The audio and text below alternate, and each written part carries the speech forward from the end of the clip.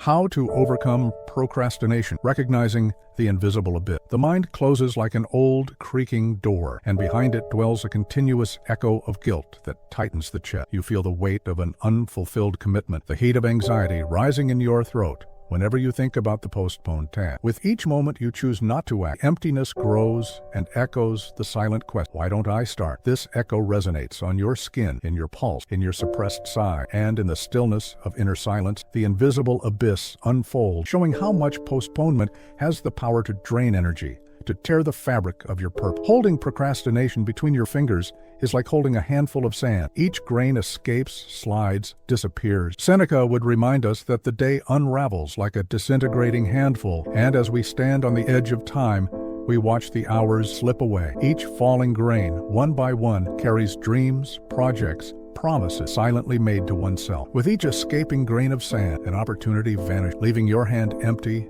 and your heart heavy with the feeling of not being enough. And in this repeated gesture lies the secret wound of one who knows the value of every second, but lets it slip away in hesitation. Epictetus whispers that what holds you back reveals where firmness was lacking. When desire meets fear, the doubt that paralyzes is born. You find yourself suspended between the will to advance and the fear of failure. And it is in this space of inertia that procrastination establishes its silent reign. Recognizing this sticking point is accepting an invitation to inner vigilance, to understand where fear has built walls and where will has wavered. It's looking inward and discovering that often it's the loss of firmness that creates the loophole for postponement to dominate. How many promises have you buried in the valley of inertia without even hearing the sound of your own abandonment? Each unfulfilled promise becomes a shadow that extends within you, shadowing the clarity that could illuminate the path. Inviting yourself to reflect on these silent vows is the first step to reclaiming them. By facing the invisible abyss, you don't turn away from it, you cross it, feeling the cold of doubt dissipate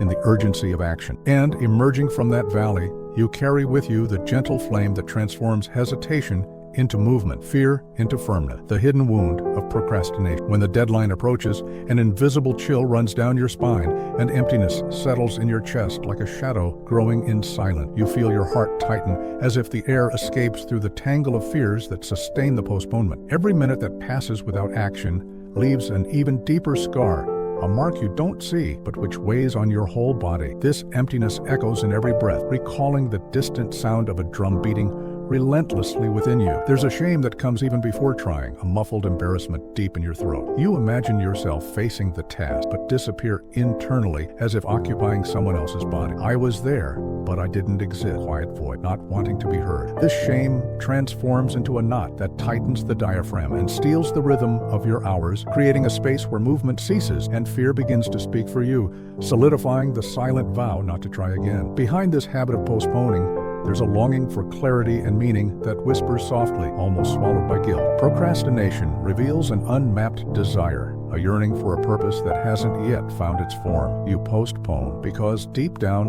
you seek meaning, a reason to stabilize each step. And when you connect with this longing, you discover that the emptiness of postponement can be the door to an encounter with what truly mattered. The echo of your desire begins to pulsate again, showing that the hidden wound is not just an obstacle, but also a sign that there is something valuable to be discovered within you. The myth of the perfect tomorrow. We believe that dawn will bring a moment free of noise, a tomorrow that will stretch out calm and without distract. But this illusion lulls us into a constant wait. With every step we postpone, we carry the weight of a future that never arrives in the exact form we imagine. This waiting becomes a fog that covers the present, making every second insipid, as if life were waiting to refine itself until the ideal moment that deep down doesn't exist. Today slips away in hesitation, and the perfect tomorrow always remains beyond the horizon of our hands. Seneca reminds us with his firm voice that it is not that we lack time, but that we waste every grain of attention spent on the belief in a tomorrow free of obligations is a grain taken from the present that pulsates within our reach. In these hours, we feel the silent rush of wanting to live a full day without realizing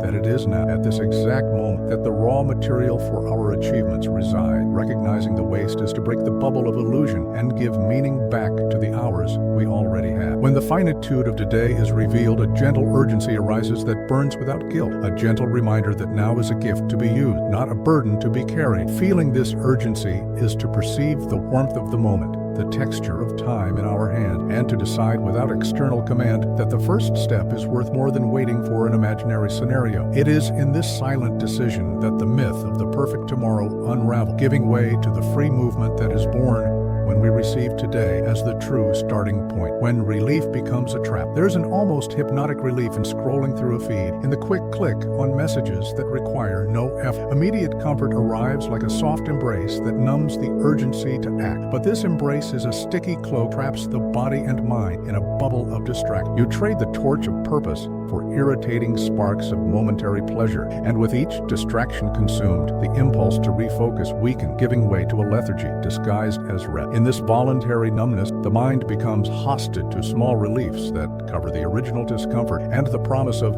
doing it later extends like a seductive invitation to forget. Stoicism reminds us that self-control is active presence, not stupor. It's keeping the flame lit even in the face of contrary wind. When you confuse relief with freedom, you end up planting invisible chains that wrap around the desire to create, to produce, to live with purpose. And then the soft question arises, echoing in the silence. Are you avoiding the task or avoiding the feeling it awakens? This feeling could be fear, doubt, frustration, an old shadow that cripples your step even before it happens. Recognizing this shadow is looking inward with compassion, perceiving the discomfort that the act of starting brings to the surface, and embracing that discomfort as part of the path. By facing the emptiness hidden behind the search for relief, you open a crack through which genuine action can finally penetrate. 2-minute ritual against the abyss. There's a breath of attention that emerges the instant the impulse to flee arises. A gesture that takes only 2 minutes but can dissolve hours of hesitation. In this brief interval, you breathe consciously,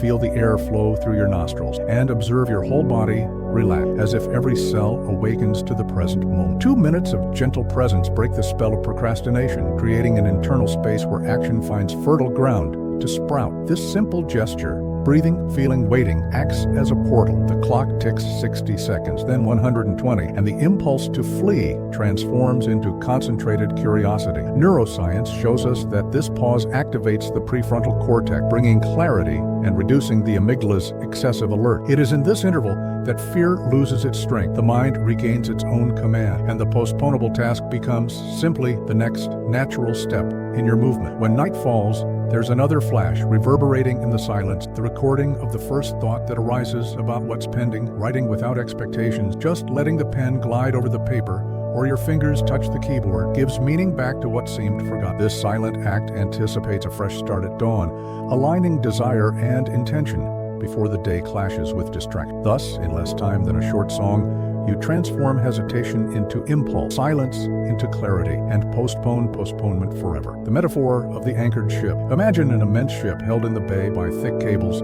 each strand tightened by fears, insecurities, and expectations you carry. This ship is your will to act, but no matter how powerful the vessel, it won't set sail until the cables are released. Each cable represents a procrastination trigger, the fear of making mistake, the perfectionism that paralyzes, the hidden exhaustion that solidifies fatigue. And as long as these cables persist, your purpose remains anchored, trapped at the edge of a port you didn't plan to build. Observing the ship this way, you realize you don't need to break all the cables at once. You can choose just one, the one that seems least resistant, and cut it with compassionate firmness. Perhaps it's the fear of making mistakes that leans the bow against the water, or the perfectionism that dulls the impulse to depart. Choosing a cable means taking command of the helm, feeling the wind's scarf touch your face instead of hearing the echo of doubt stuck to solid ground. This choice, simple as it may be, ignites the flame of freedom, for it demonstrates that control over your blockages is ultimately in your hand. Each cut cable gives movement to the ship. The hull creak, the sails flutter, and a new direction emerges in the water. The act of letting go is a gesture of gentle courage. No great fanfare is needed to unleash your action, but rather quiet determination to accept your own strength. And upon releasing the first cable, you feel an unprecedented lightness in your body, as if the air penetrates deeper, making space for the ship to finally move towards the horizon you chose. Which cable can you release today so your ship can finally set sail? This question reverberates in your soul like a silent bell, calling you to observe where you are trapped and to decide with tenderness and firmness that it's no longer worth remaining captive. When the first cable is broken, the inner tide begins to shift, aligning your will with the flow of the present, and then each subsequent step becomes part of a journey You yourself chose, navigating the vast sea of now towards the purpose that pulsates within you, raising the sails of now. Seneca reminds us that no wind favors him who has no destined port. These words emerge like a gentle breeze sweeping across the deck of your newly freed ship, inviting you to define a clear starting point at this instant by choosing a course for today. Each decision gains lightness and purpose, ceasing to be a burden and becoming the sail that catches the breath of your own will. In this space, time stops slipping through your fingers and converts into the fuel that propels your journey. Epictetus whispers that freedom is born when we firmly plant our feet in the present, not when we anticipate destinations yet untraced. There is power in the now, in the simple act of adjusting the bow of your being forward, even without knowing all the coordinates. The silent responsibility of acting here and now is the anchor that prevents the ship from oscillating between doubts and endless remake. It is in this gesture of conscious surrender to the moment that procrastination loses its throne, and then in the calm rhythm of your heart, the silent victory emerges. Every 2 minutes of courage transform into miles sailed towards the purpose that pulsate within you. Each cut cable reveals the immensity of the inner sea where your strength resides. If you could only release one cable now, what would be the first step your future self will thank you for?